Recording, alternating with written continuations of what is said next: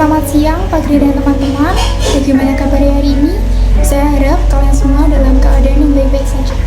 Pada kesempatan kali ini, saya akan mempresentasikan konsep dasar bimbingan dan konseling yang saya ambil dari buku Dr. Rifda Elvia.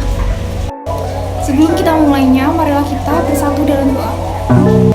Dalam nama Bapa dan Putra dan Roh Kudus, amin. Allah Bapa di surga, terima kasih atas segala berkat yang telah kami peroleh hari ini. Terlebih kami bersyukur atas kesempatan belajar yang telah Kau berikan. Kami mohon kepadamu ya Tuhan, supaya Engkau menerangi akal budi kami, agar dapat menerima pelajaran dengan baik. Berilah pula kami semangat belajar yang tinggi, supaya kami dapat belajar dengan rajin, tekun, dan teratur. Bantu kami selama proses pembelajaran, agar dapat memusatkan perhatian kami hanya pada pelajaran. Doa ini kami satukan dalam pengantaraan Yesus Kristus Tuhan kita. Santo Fransiskus Asisi, doakanlah kami. Dalam nama Bapa dan Putra dan Roh Kudus, amin. Pada poin pertama ini, saya akan menjelaskan pengertian dari bimbingan dan juga konseling. Bimbingan dan konseling berasal dari bahasa Inggris yang diterjemahkan dari guidance dan counseling. Guidance atau akar katanya guide bermakna menunjukkan, membimbing, membantu, memberi saran, ataupun menuntun. Kemudian berikut ini saya akan menjelaskan syarat dan juga prinsip dalam bimbingan. Syarat ataupun prinsip yang pertama adalah bimbingan merupakan suatu proses yang kontinu, sistematis, berencana, dan terarah kepada satu tujuan. Jadi aktivitas bimbingan bukanlah aktivitas yang dilakukan secara insidentil ataupun sewaktu-waktu. Dan yang kedua adalah bimbingan merupakan proses membantu individu. Membantu bermakna bahwa bimbingan adalah aktivitas yang bernuansa paksaan dari pihak yang membimbing maupun sukarela. Yang ketiga adalah bimbingan untuk semua atau disebut dengan guidance for all. Statement ini bermakna bahwa bimbingan diberikan kepada setiap individu dalam proses perkembangannya, yaitu individu yang ada di sekolah anak-anak maupun di luar sekolah. Dan poin terakhir adalah bahwa bantuan yang diberikan dalam kegiatan bimbingan bertujuan agar individu mampu mengembangkan dirinya secara lebih optimal dengan potensi yang ada pada dirinya. Hal ini merupakan tujuan umum dari kegiatan bimbingan dan konseling, agar individu atau konseling yaitu dibimbing secara optimal dapat mengembangkan potensi yang dimiliki dengan sebaik mungkin. Selanjutnya ada definisi bimbingan menurut beberapa ahli. Yang pertama adalah Arthur Jones.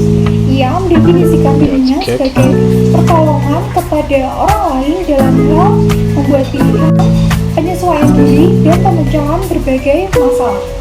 Tujuannya agar yang dibantu tersebut dapat tambah dalam kemandirian dan kemampuan bertanggung jawab bagi dirinya sendiri. Dan yang kedua adalah Sartor dan Stone pada tahun 1971. Menurutnya, bimbingan sebagai proses of helping an individual understand himself, yakni sebagai proses pemberian bantuan kepada individu agar mampu memahami diri dan lingkungannya sendiri. Sementara itu, Furgon pada tahun 2005 mengungkapkan bahwa bimbingan sebagai bagian dari aspek pendidikan yang berfokus pada upaya membantu individu memenuhi kebutuhan, memahami potensi, dan mengembangkan tujuan hidupnya.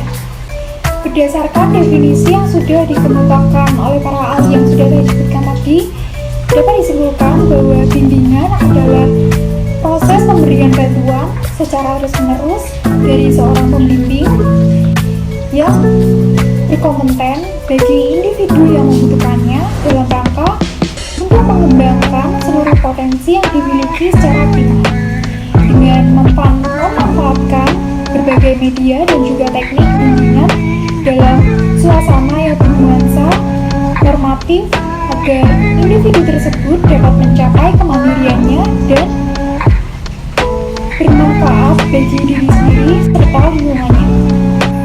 Poin berikutnya adalah pengertian konseling menurut beberapa ahli. Yang pertama adalah menurut Konseling berasal dari bahasa Latin yaitu konsilen, yang berarti yang dirangkai dengan menerima atau memahami. Yang kedua adalah menurut Hornby. Istilah konseling ini berasal dari bahasa Inggris yaitu to counsel, yang secara etimologis berarti to give advice, yang berarti memberi saran ataupun nasihat. Yang ketiga adalah menurut ASCA atau American School Counselor Association, mengungkapkan bahwa konseling adalah sikap penerimaan dan pemberian kesempatan dari konselor kepada konseli.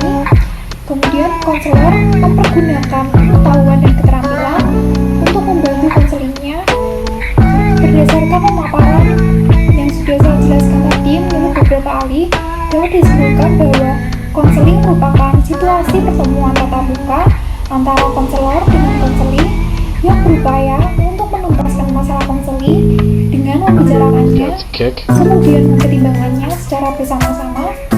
Namun, keputusan akhir terhadap pemilihan dan penentuan penyelesaian masalah tersebut tetap berada pada konseli. Poin selanjutnya adalah paradigma bimbingan dan konseling. Sebaiknya kita harus mengetahui definisi dari paradigma. Paradigma ditafsirkan sebagai kerangka berpikir. Dan secara umum atau lebih lengkapnya, paradigma adalah keseluruhan susunan kepercayaan, teknik, dan juga nilai yang dimiliki bersama oleh anggota atau masyarakat tertentu. Kemudian, paradigma bimbingan dan konseling sendiri adalah psikomedodikis dalam acuan budaya Indonesia. Pernyataan ini bermakna bahwa para pelaksana yang berkecimpung dalam dunia bimbingan dan konseling wajib menguasai materi-materi psikologi, baik psikologi umum, psikologi perkembangan, psikologi belajar, maupun psikologi kepribadian. Poin selanjutnya adalah visi misi bimbingan konseling. Yang pertama, visi bimbingan dan konseling adalah terwujudnya kehidupan kemanusiaan yang membahagiakan melalui tersedianya layanan bantuan dalam pemberian dukungan, perkembangan, dan pengentasan masalah agar individu tersebut berkembang secara optimal, mandiri, dan juga bahagia. Yang kedua adalah misi bimbingan dan konseling adalah sebagai berikut. Pertama, misi pendidikan, yaitu mendidik individu atau kelompok melalui pengembangan perilaku efektif, normatif dengan kehidupan keseharian dan terkait dengan masa depan. Yang ketiga adalah misi pengembangan, yaitu memfasilitasi pengembangan potensi dan kompetensi individu tersebut ke arah perkembangan yang lebih optimal.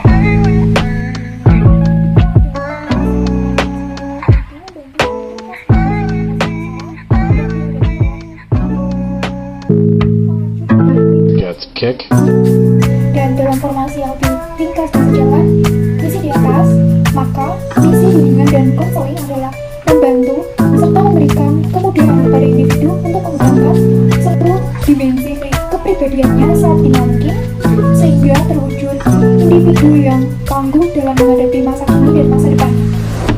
Poin terakhir adalah ruang lingkup bimbingan dan konseling. Layanan bimbingan dan konseling merupakan bagian dan penunjang yang tidak dapat terpisahkan dari keseluruhan kegiatan pendidikan dan menyangkut seluruh tujuan serta fungsi bimbingan dan konseling. Sekian penjelasan materi yang lebih lengkap dalam berjudul Konsep Dasar Bimbingan dan Konseling yang saya ambil dari buku Dr. Dang Elvian. Sebelum itu, mari kita berdoa. Dalam nama Bapa dan Putra dan Roh Kudus, amin. Allah Bapa di surga, kami bersyukur kepadamu atas berkat dan penyertaan-Mu selama kami belajar tadi. Semoga apa yang baru saja kami pelajari berguna bagi kami dan juga sesama. Kami mohon ampun atas segala kelalaian selama belajar tadi. Semoga kesulitan dan kegagalan dalam belajar tadi tidak membuat kami mudah putus asa. Doa ini kami satukan dalam pengantaran Kristus Tuhan kami. Santo Franciscus Assisi, doakanlah kami. Amin. Dalam nama Bapa dan Putra dan Roh Kudus. Amin.